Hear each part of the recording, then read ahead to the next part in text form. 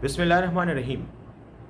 आज पेशावर में मौलाना फ़ज़लुर रहमान की ज़ेर सदारत एक सियासी स्टेज शो, एक सियासी ड्रामा मुनक़्क़िद किया जा रहा है, जिसमें मौलाना साहब एक बार फिर अपनी सियासी अदाकारी के जौहर दिखाएंगे। ये ड्रामा दहशतगर्दी के हवाले से है और उन्होंने इसे कौमी अमन जरगे का नाम दिया है।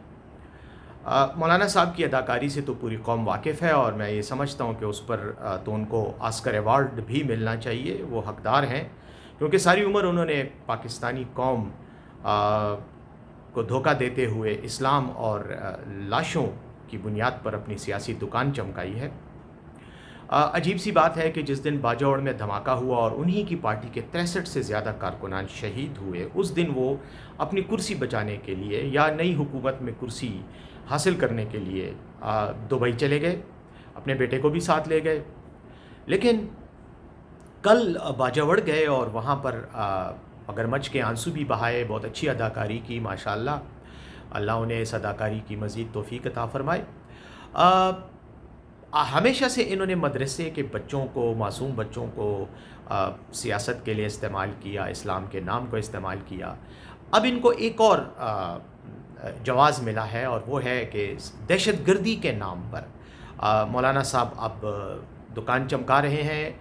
और दरअसल मकसद दहशतगर्दी का ख़ात्मा नहीं है, बल्कि दहशतगर्दी का रोना रोकर इलेक्शन से फ़रार हासिल करने का एक रास्ता ढूंढ रहे हैं। खैबर पख्तूनख्वा में मौलाना साहब ने करप्शन का जो माल खाया है, उसकी वजह से जो डिकारे हैं, उनसे तो पूरा सूबा वाकिफ़ है, उस डिकारों की आवाज़ें पूरा सूबा सुन रहा है।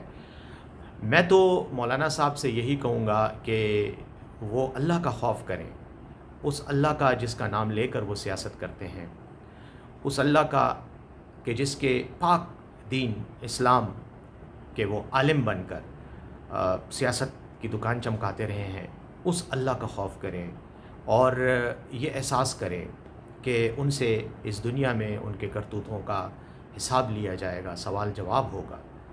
तो मैं उन्हें ख़बरदार करना चाहता हूँ कि अल्लाह ने तो आपके साथ यकीनन हिसाब करना है, इंसाफ़ करना है, लेकिन दुनिया में भी इंशाअल्लाह बहुत जल्द पाकिस्तान की आवाम आपके साथ इंसाफ़ करेगी।